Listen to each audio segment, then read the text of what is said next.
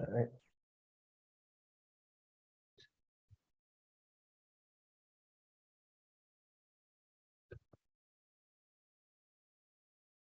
Live. Here we go. Good evening, everyone. And welcome to another episode of the Esoteric Lighthouse. We are a group of free and accepted Masons from regular and recognized Masonic Grand Lodges, focused on the esoteric, occult, and philosophical lessons. Here we go. Good evening, everyone. This being a public forum, our views and interpretations are not legal or official statements or opinions of any Grand Lodges or Masonic bodies we hold memberships with. All opinions, thoughts, and interpretations are solely of the individual panelists. Again, good evening, and we have with us this evening the usual players of the game. We have myself, Tony Vaughn Sr., Brother Michael Williams, and Brother Michael Bailey. This evening we'll be talking about the void and God consciousness. First will be up GIG Michael Bailey, followed behind him GIG Michael Williams. So buckle your seatbelts up, hold on to the edge of your seats, and enjoy a great evening of lecture. GIG Bailey, you have the floor, sir. Hey, thank you, sir. Thank you, brother. So I'm gonna share my screen.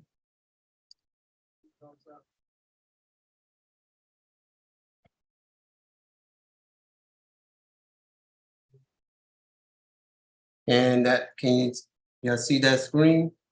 Yeah, you can just hit the slideshow button. Yeah, hit that and you'll be good. There you go. Okay. So today we're going to be talking about 3 subjects, and today we're going to talk about the void, consciousness, and the Big Bang. Okay. I will not be covering the Big Bang. That will be my esteemed brother here, Michael Williams. That will cover down for me in that area.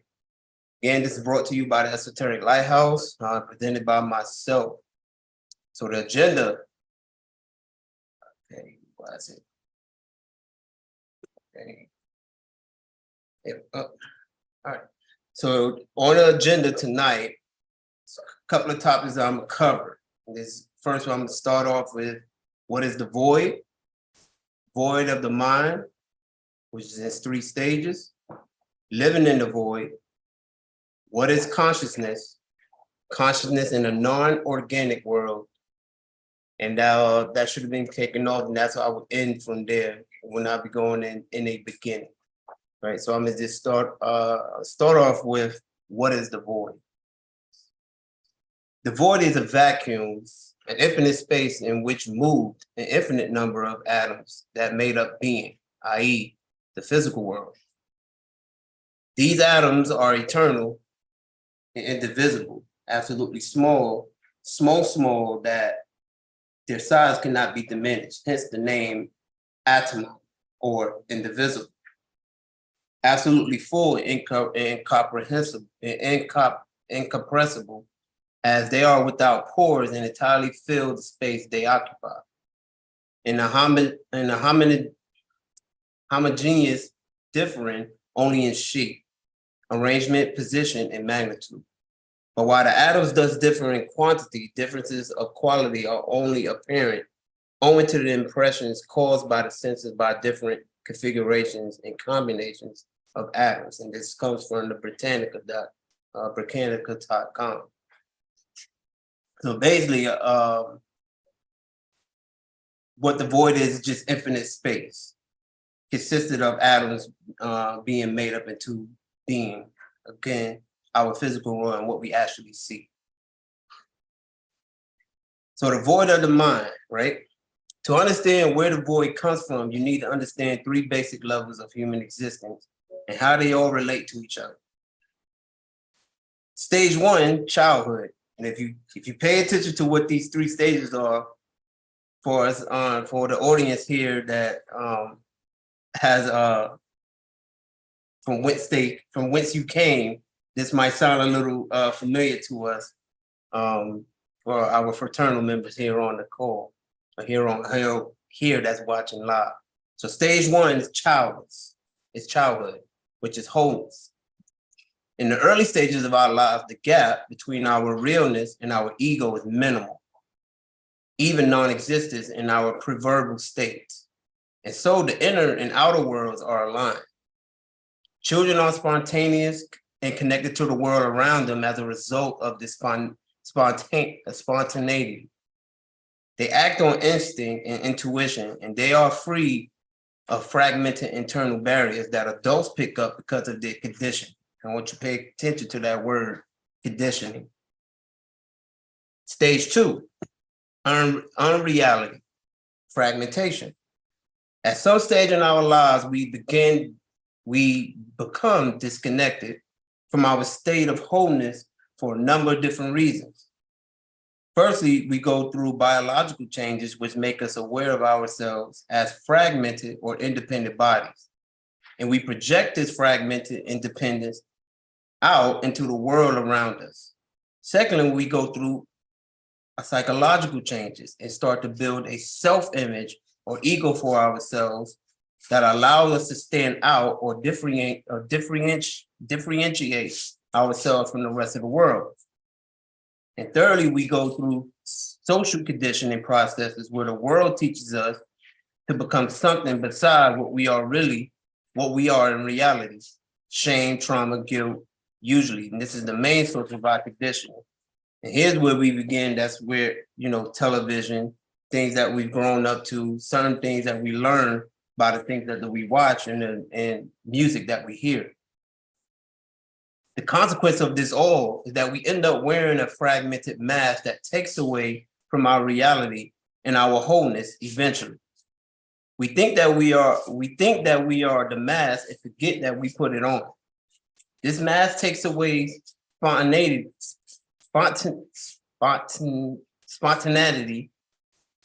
that comes with being whole and makes us hesitate at every opportunity because we have added an extra layer between our will to act and the actions themselves. We act to uphold the image, not to keep growing and being real. Growing real can be seen as a process of directed spontaneity. And then the third stage, which is called realness, and you begin to become whole again. So if you start again, you start from wholeness as a child. Second stage, you go back into fragmentation. And then third, you go right back to when you were a child again. And if we're lucky or we work on it, something will happen. Or even better, we will make something happen. This will allow us to become aware of the mask that we are wearing and to take action that allows us to take it off and start the process of growing whole again. This involves going through a personal revolution of some kind, which means that the gap between our illusions and reality is exposed, and we build with something whole instead of mere fragments, building with something instead of nothing. And I leave it with this to say, don't fill the void, become it. So an alternate description, and we talk about living in the void. An alternate description of voidness is a total absence, in the absence of an actual way of existing that corresponds to what we instinctively project. We compulsively project it because our ingrained habit of believing that the fantasies of our imagination are reality. Loser, for example, is just a word and a concept. When we label ourselves with this concept of a loser and designate ourselves with the word or name loser, we need to realize that these are just conventions. Words are just symbols for thoughts, and they only have power if you believe in. Many of us have an inherent distinction between our real selves and the self-image, ego, we have attempted to replace it with. In order to combat this condition, we must become aware, consciousness, or to utilize metacognitive skills to return from whence we came. Now we get into what is consciousness. So the Oxford definition of consciousness is the fact of awareness by the mind of itself in the world. the awareness or perception of something by a person, and the state of being awake and aware of one's surroundings.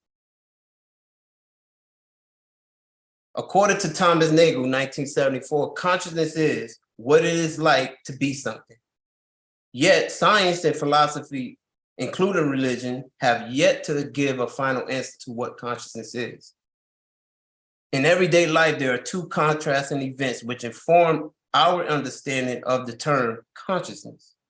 We have knowledge of what it's like to be conscious when we are awake, as opposed to having no memory of being conscious when in a dreamless sleep. We also understand what it is like to be conscious of something when awake or dreaming, as opposed to not being conscious of that thing. The task of physics in the early years of the century concerned two matters. One was the macro universe, which Einstein dealt with in his relativity theories, and the other one was the micro universe. And quantum physics is the theory now used in scientific discussion of the micro universe, that is the subatomic world. And to add on to that, in the subatomic world is where you start to see where the atoms are split, and now we start to get into the metaphysics of consciousness, but I won't go into that too much while we're on here. I'm just stick to the script. For unbiased explanation, consciousness may well require a mechanistic explanation itself. However, that doesn't tie it into the psychological and phenomenological problems. The first point to make here is that consciousness, at the very least, manifests through a physical system, however complex that may be.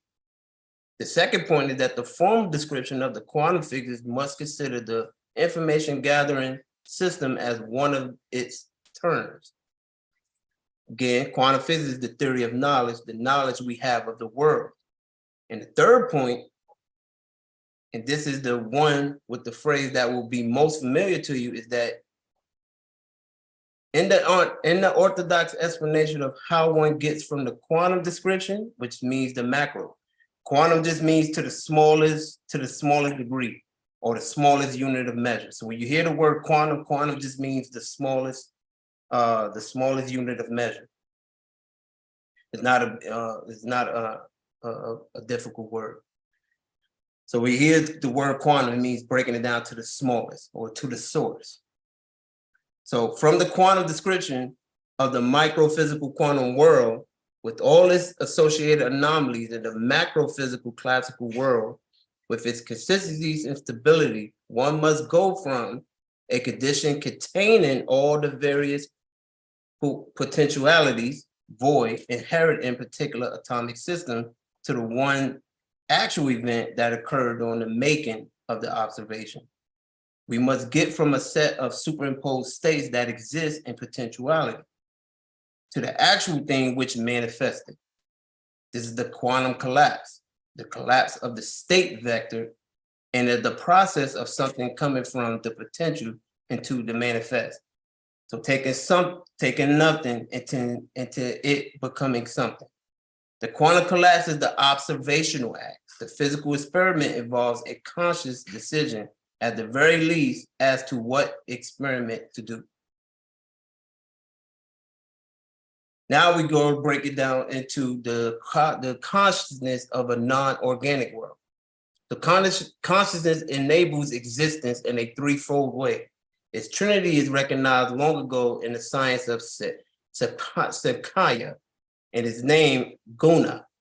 There are three of these, which is Sattva, Rajas, and Tamas. Now, if anybody understands Sakhya, heard about this is the origin of where yoga came from. So yoga came from this science of Sakhya. Tamas, the physical world, Tamas, the physical world includes all the elements of non-organic nature, but the higher dimensions of nature, as well the astral and the mental worlds and their corresponding inner senses that enable our perception of higher dimensions. Royas, the psyche, the organic bodies with all the senses, a struggle for perfecting perception, the use of energy. And last, the sattva, the culture, the use of perception for the cognition of meaning, the individual consciousness of oneself and the higher mind that is in connection to consciousness of the soul. So that, leave this off to Mike. That concludes my lectures, gentlemen.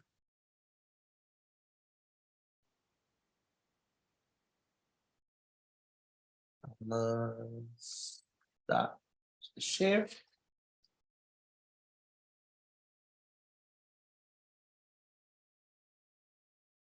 All right, good stuff, brother baby. All right. Now up is Brother Michael Williams. Yeah, take yourself off mute, brother.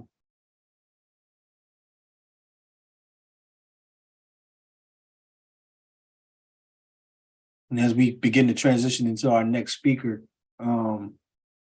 if you are on the YouTube live chat, there is a poll. Please participate in the poll.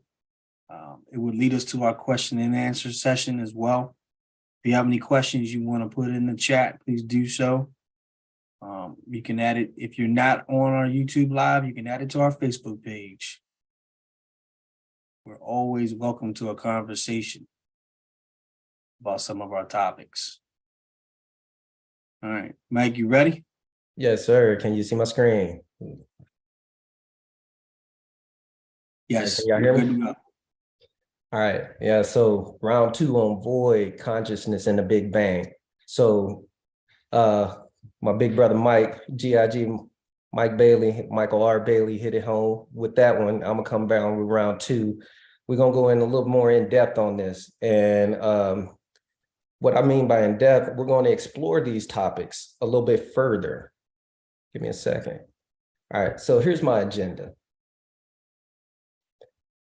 Understanding the meaning of void, the power of consciousness, explosive energy of the mind. Yeah, that's what we mean about Big Bang. We ain't gonna talk about no Big Bang in the cosmic sky. We're talking about your mind, the explosive energy of your mind and the power that you have inside of you. And we're gonna go into a little bit of Bereshit, a beginning.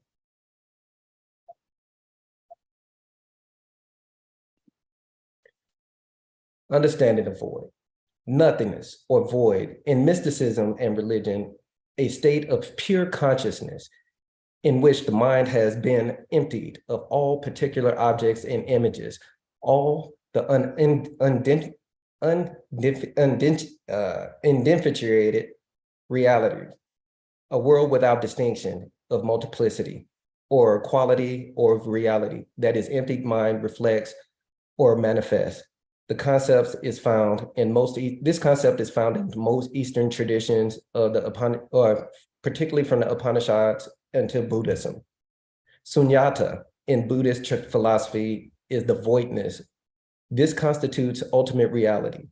Sunyata is seen as not a negation of existence, but rather the undifferentiation out of which all apparent entities, distinctions, and dualities arise. So basically what it's saying is that nothingness and void, everything is all one and the same. There is no difference between anything. We're all one thing. We're all one individual mass. This is what this is saying. What voidness is that state of pure understanding of that and where your place is in that understanding of it. So you have to figure out your place in the void. So if you take that into consideration, how do you get into your place in the void?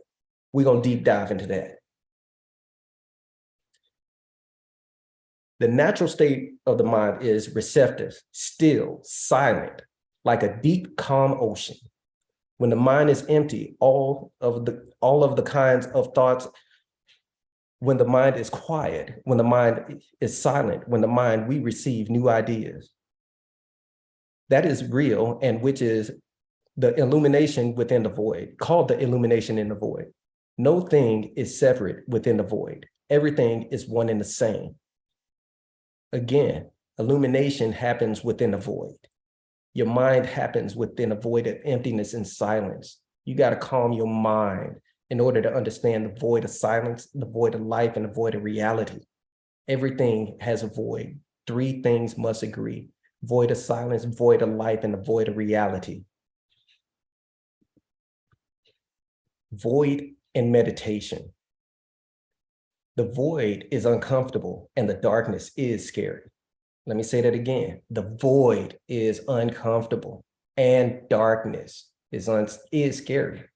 But with time, you will discover how crucial this stage is in preparing for what comes next. If you want to ascend and transform into a high state of understanding of who you are, you must go into the darkness to become who you want to become and who you need to become. The void is a deep meditative state where you allow thoughts to pass through your mind without judgment on them. This is a state where your mind is awake, but your body is asleep. This is a state very beneficial to your spiritual growth. A person, as you can reflect on yourself, to take some time to yourself, for yourself, even to shift to new realities. So what does that say? Your mind is awake, but your body is asleep. So basically you can be a walking giant. What I mean, walking giant, you're walking and meditating at the same time. So your body is on autopilot, but your mind is in full function and full control of what's going on in this reality and the next reality, the ultimate reality. Your body is asleep. You put it on autopilot, but you control the situation. You think you're working, but you're doing something else. When you get voided, you'll understand. A place where you can let go of all internal and external pressures allow you to stretch your consciousness into an expanse of infinity. Here is the state where you can sense the absolute. So what's this saying? If you let all go of all your inhibitions and all your just let yourself go. Stop thinking about all these realities you create for yourself, these fictitious personalities of who you want to be, but not who you actually are. When you start letting that stuff go, you can tap into absolute. You have to clear your mind. A clean slate is how you get voided, and you get that through meditation. The power of consciousness. Consciousness is a fundamental energy and is the elementary force that can neither be created nor destroyed. Sounds like energy, right? But can be reduced to a molecular, subatomic, and atomic level. And to respect the law of conservation to the total energy mass of the universe. So basically what I'm saying is that consciousness can be reduced down to the smallest fragment, or to what G.I.G. Bailey mentioned earlier, to the quantum level, but it can have the same power as massive as the freaking universe. So consciousness reaches down to the smallest level, but it's as massive and as powerful as the entire universe. The smallest molecule of animate is the conscious molecule, which is the wave, the CMW. The smallest particle of an inanimate, of an atomic, subatomic level of conscious photon particle, CPOR, CCPOR, conscious quark, or even smaller particle can be detected. So consciousness can be detected in the smallest quarks of an atom. These dynamic vibrations or vibrant conscious energy fields of information dominate all fields of field of space vacuum, or even the atom, or even all matter in the universe. Consciousness represents and constitutes the dark energy and the white energy, and may be the force which makes the cosmos expand. So basically, consciousness is what makes everything expand and grow. Consciousness is the energy that vibrates within everything. So the conscious molecule fills the space within the void or the vacuum, as Brother Bailey mentioned earlier in his presentation. Consciousness is a quantifiable energy, and it represents the law of conservation of mass energy in the universe, which can be calculated by applying Einstein's equations, E equal mc squared. You hear Brother Bailey mention that earlier, right? E equals mc squared. Think on it. So you start putting these things together. Science is proven that consciousness exists. We just have to put ourselves into the state of consciousness to understand this. And consciousness has to prove science as well. It's a tit for tat. It's a handful of situations, hand for hand, one feeds the other. Understanding consciousness. Intellect and consciousness are not the same. Memories and recollection isn't consciousness. So we got this woke generation that I'm gonna speak on real quick. These woke folks talking about they woke. Y'all intellectuals, yeah, you intellectually smart. You read a book, but you ain't woke. That ain't consciousness. You can recall something. That's memory. I got you. That's great. But consciousness is something totally different, totally fundamentally different. It's a universal phenomenon, a vibration, consciousness, information field, and electromagnetic force of consciousness, information waves of light energy. It is found in all matters in the universe. The cosmos, including animate and inanimate, molecular, inanimate, atomic, and subatomic level vacuum fields in space represent the dark and white energy. Again, consciousness is everywhere. It's all that other stuff. It ain't just being woke, reading books and saying this, that, and other. You don't understand it because you ain't experienced it. So when you experience real consciousness, then you'll be woke. But until then, keep practicing. The only thing consciousness can reach is total realization. The difference between intellect and consciousness is like the difference between the moon and the sun. The sun itself is luminary, whereas moon reflects the light of the sun. Consciousness is like the sun.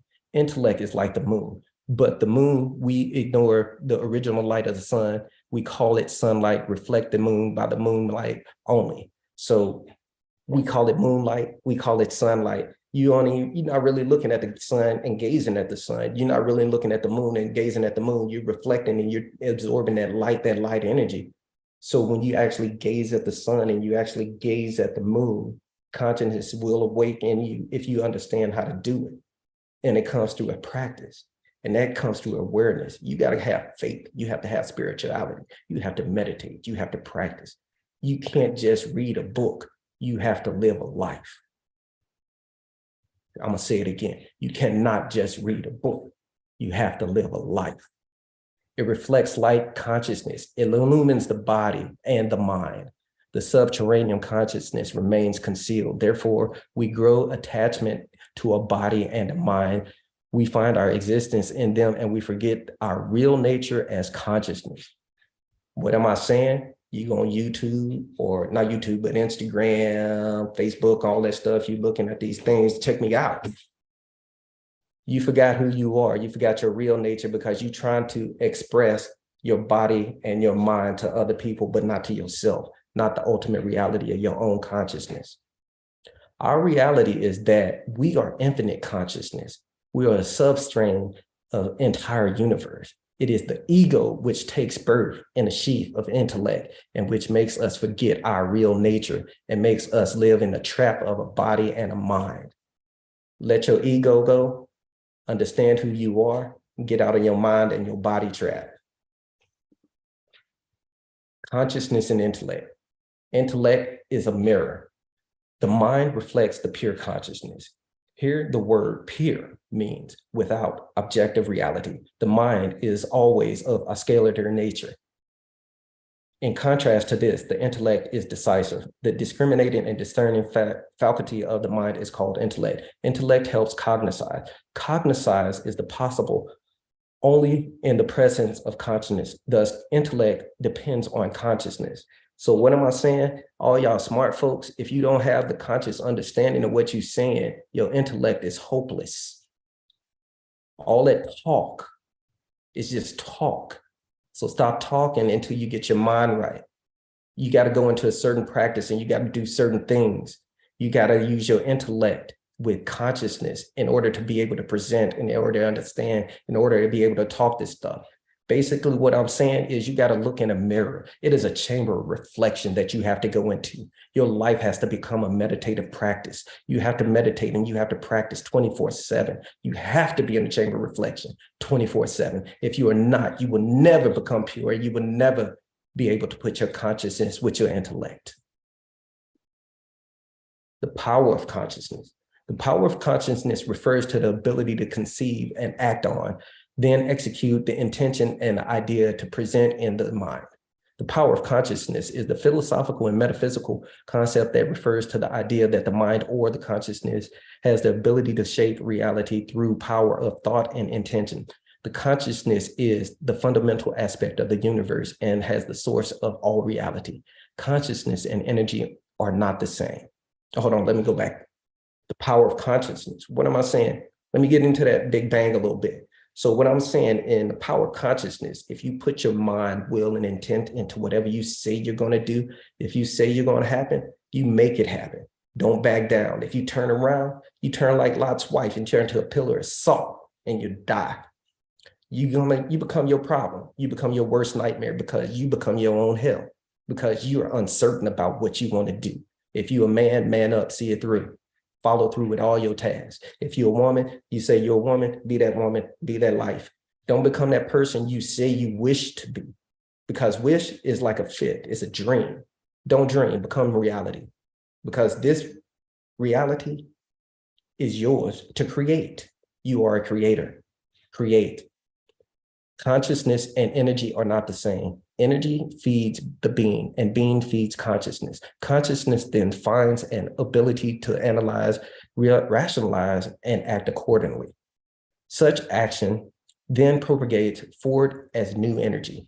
So what I'm saying here is consciousness and energy basically feed off each other. Energy feeds the consciousness, and then you build that consciousness, then you get more energy, you get powerful, you get strong, you get motivated, you get that drive, you get ambition, you get hungry. And if you're not hungry, something's wrong. You should be hungry in life. You should be hungry till the day you die. And if you're not hungry till the day you die, what are you doing living? Get off the porch, get out in the streets, do what you need to do, live your life. Get that new energy. Defining mental energy. Still talking about that Big Bang. Mental energy does not have a solid definition, but it generally describes an ability to participate in cognitive work, any task that involves thinking. Mental energy is a mood state where you feel productive, motivated, and prepared to get things done. Mental energy is the energy of creativity, the problem solving and decisive making mental energy of the affected physical and emotional energy. So what am I saying? If you get hype and you put your life into it, you're going to get it. But if you sit down and you think drained, you're going to be drained. So step up, pep up, and move on. Get motivated, get hyped, get animated. That's what I've been doing. So I'm going to talk a little bit about developing explosive mental energy. So the first thing you got to do is learn how to control your stress. Controlling stress is a key factor in a lot of things. Controlling stress comes from meditating, yoga, reading, taking walks, just exploring nature, just getting out, just doing things outside of just the norm. We got to start unplugging, get off of these computers, get off of these laptops. COVID did us in for a few years. Great. Now we got to get back out in the streets. We got to start playing sports again. We got to be out talking to people. We got to be real people again. We have to become humans. We got to get off this dang on technology. We love it for a little bit, but then we got to move on.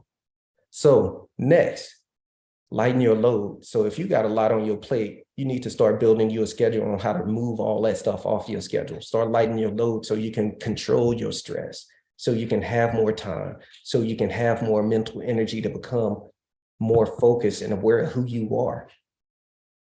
Exercise.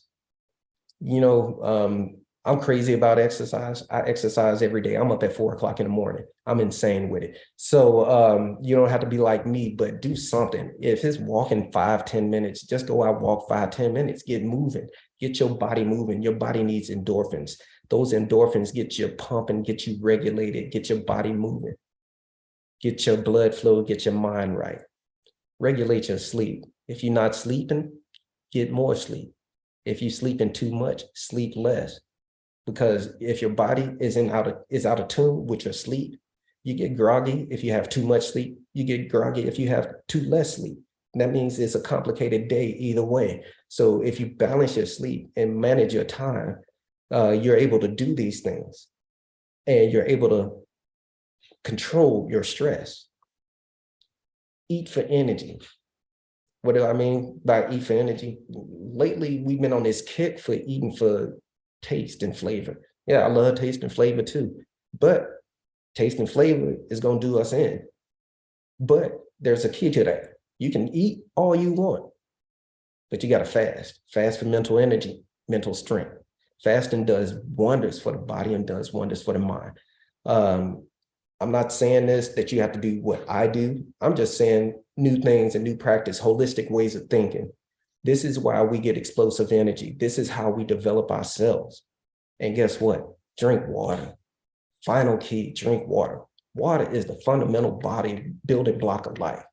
I'm gonna break this down to you real quick. This is some science that nobody understands and nobody actually realizes. What are you made of?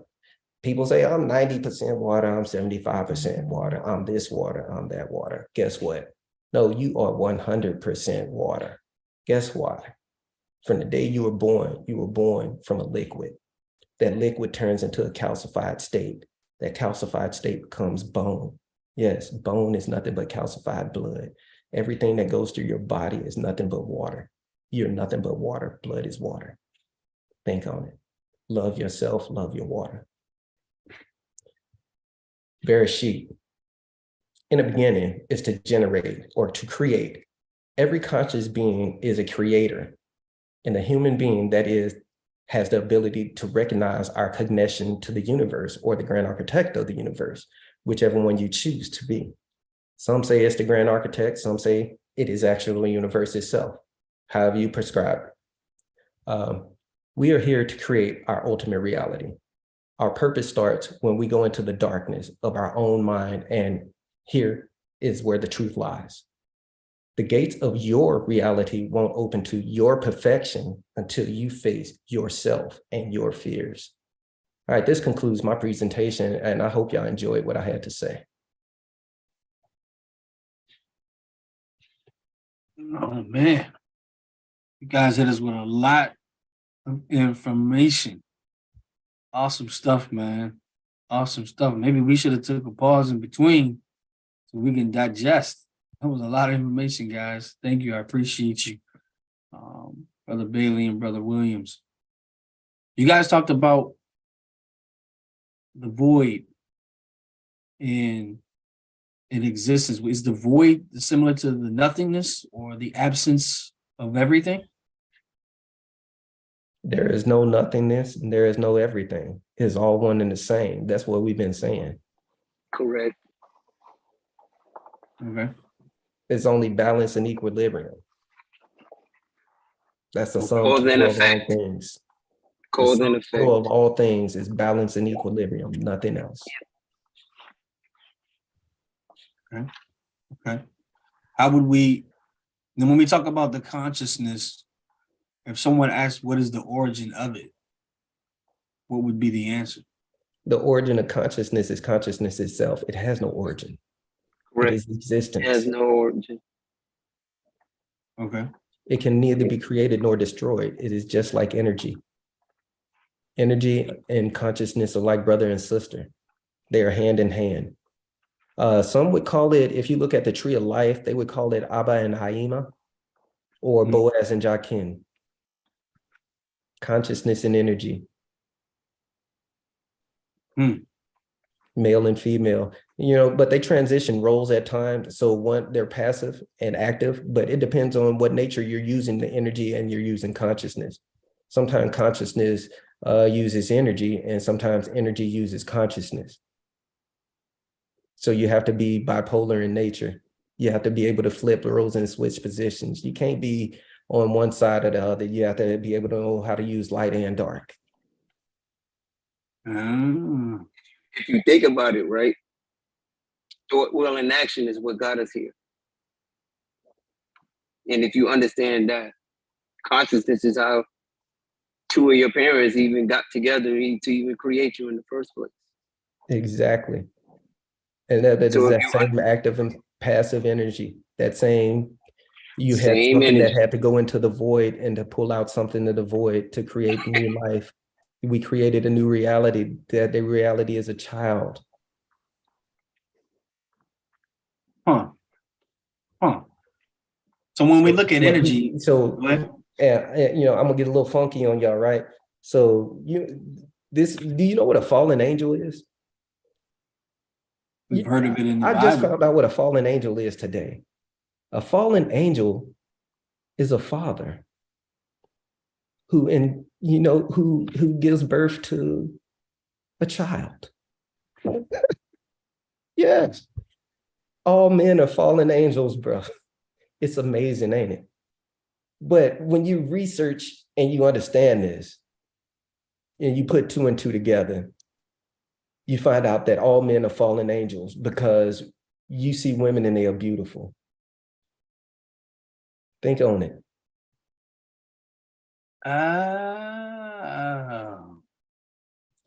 Before then, you are in a state of perfection. You're seeking out before you're married, you're in a state of creation, but then you fall off your path of creation to seek the one to fulfill, to make you whole. Men fall for love. You fall in love.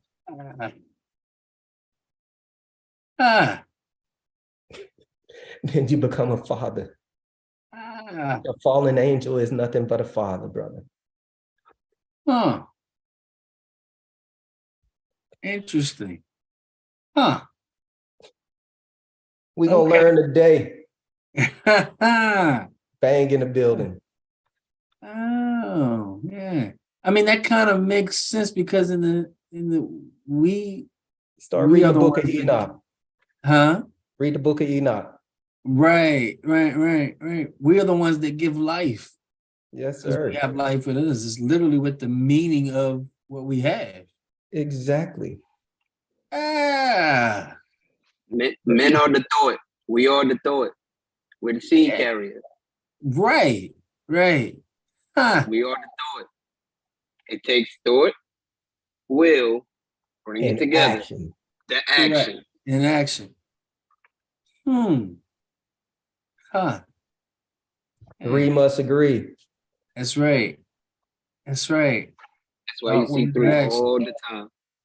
Huh. That's So where we people went don't to the realize more. that it's Oh, my so bad, much Mike. going on. Yeah, it's so much going on that people don't realize. Like, most people, I'm gonna get on a little tangent real quick. So in reality, what's supposed to happen in the lodge? You're supposed to go in there to seek your ultimate reality, Right. come back out into the world of chaos, and then Right. become a creator.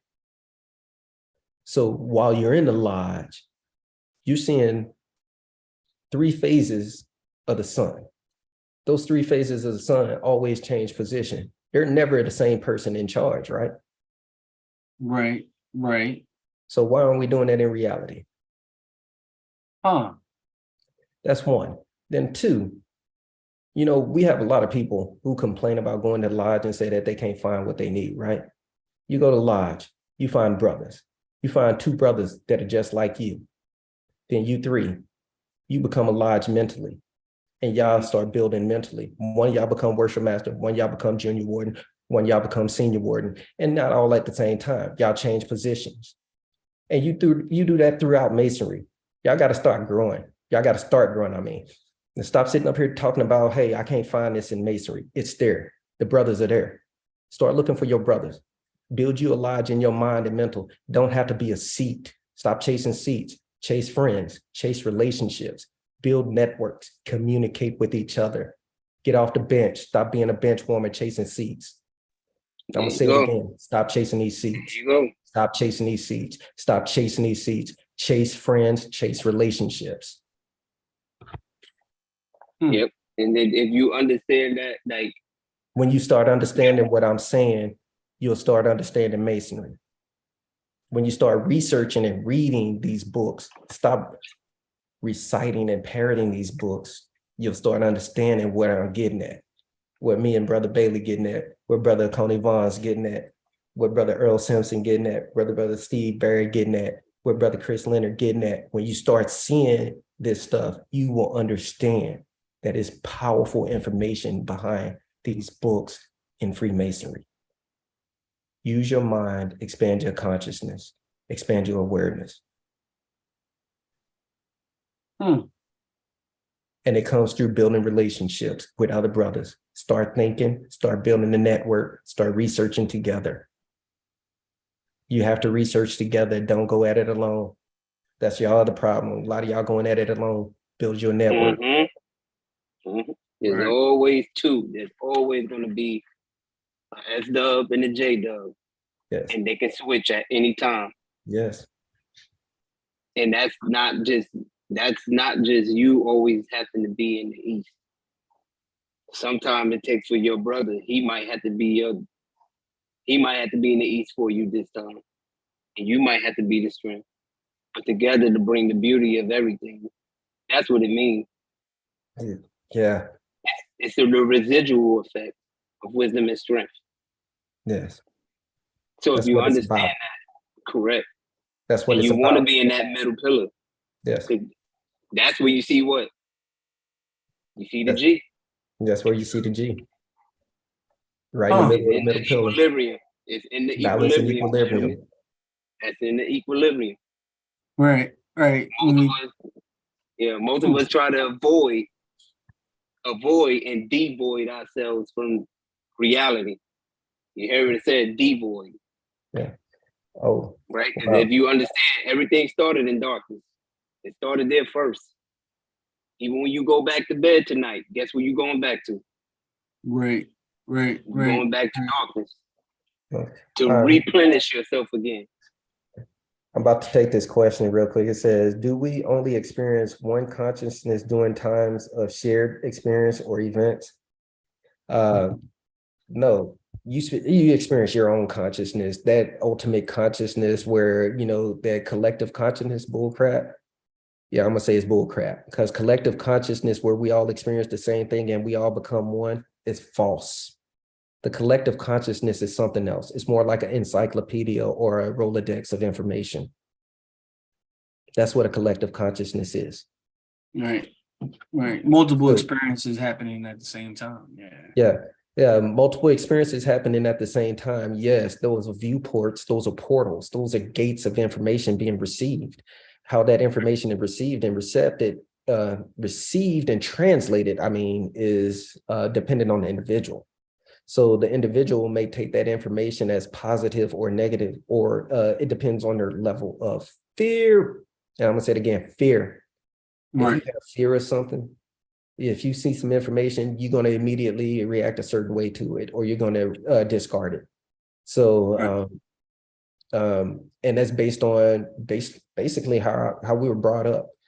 So again, going into the void and the void of consciousness, you pull back your fear, and you got to go back to when you were a child.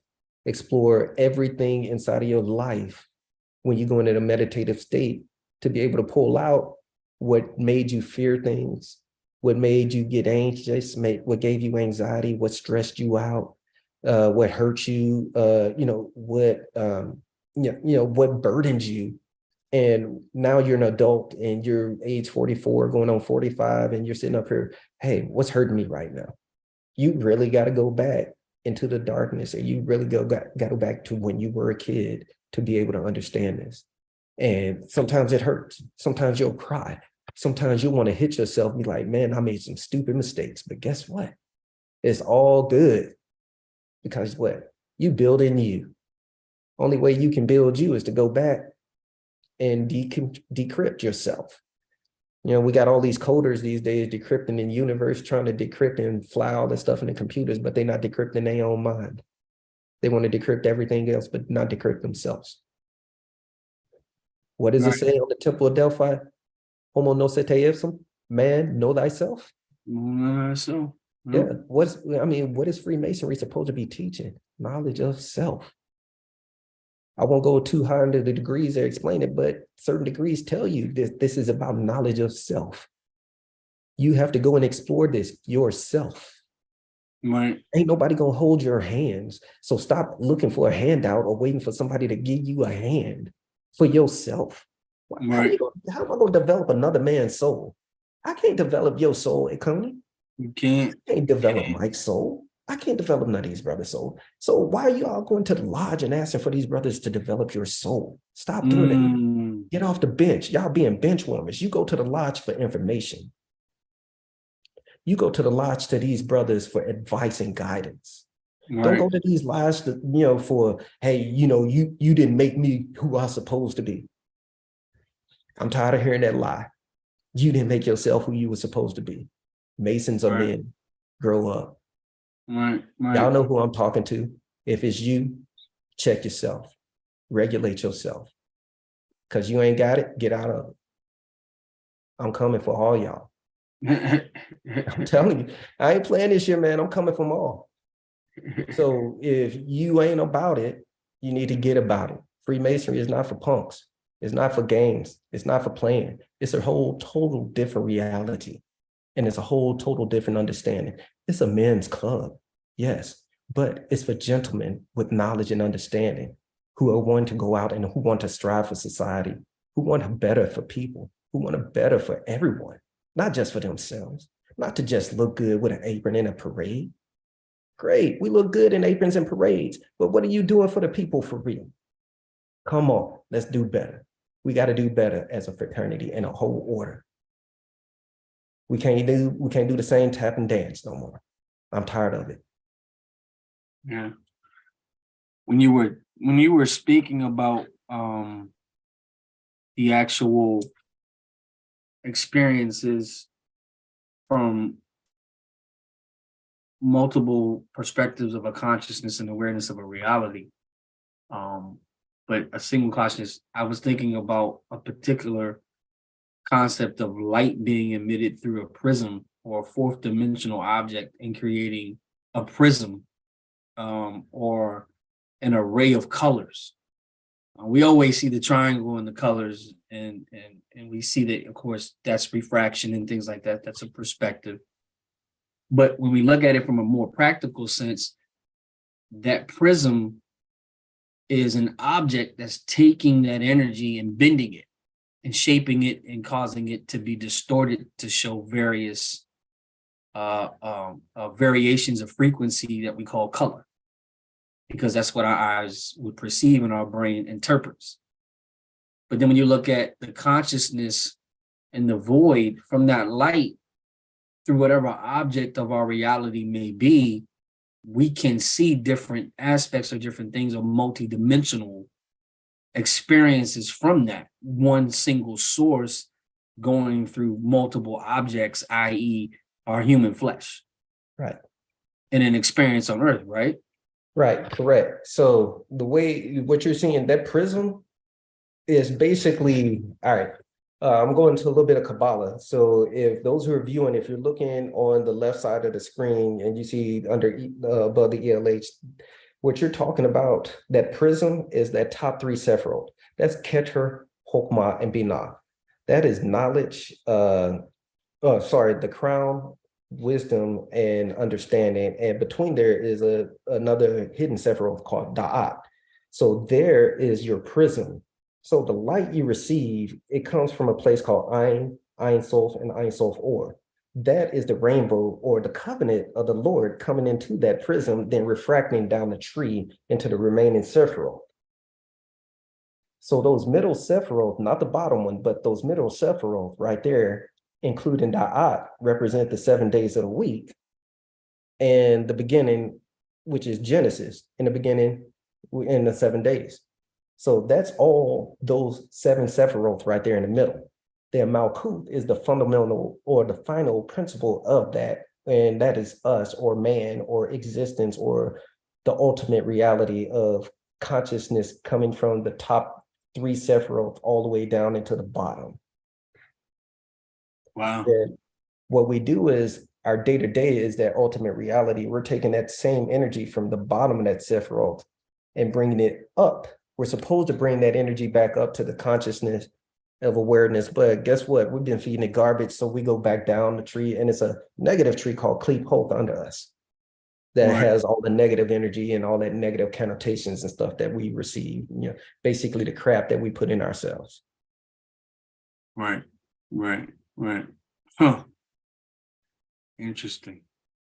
So when you understand the covenant of the Lord and the rainbow, and you start looking at the prism and the top Sephiroth, so it's really a lot of Kabbalah here, and the Kabbalah, and I got into Kabbalah real young, and it ties into the Scottish Rite a lot too, but I won't delve too much into either one of them right now because they're very intense, and then I don't want to give up the keys. So ultimately, like I said, there are 32 paths of wisdom, and they unlock and they do certain things. There's certain gates and certain ways to channel that energy from that prism. Good stuff. We've reached the 60-minute mark. I know I had a lot more questions. I know we see a lot more questions in the chat. It is fired up. The conversation is great. And I don't think we really got into the Big Bang. No, we did get into Big Bang. We did. Well, we didn't really delve in with the questions. Oh, the questions about the meditation. Yeah. You guys touched on it, taught us some things. I would love to get into the theory or the non-theory per se, as those would the speak to the antithesis of the thesis of such a thought process, and how that relates esoterically to us as cosmic entities on the earth within flesh.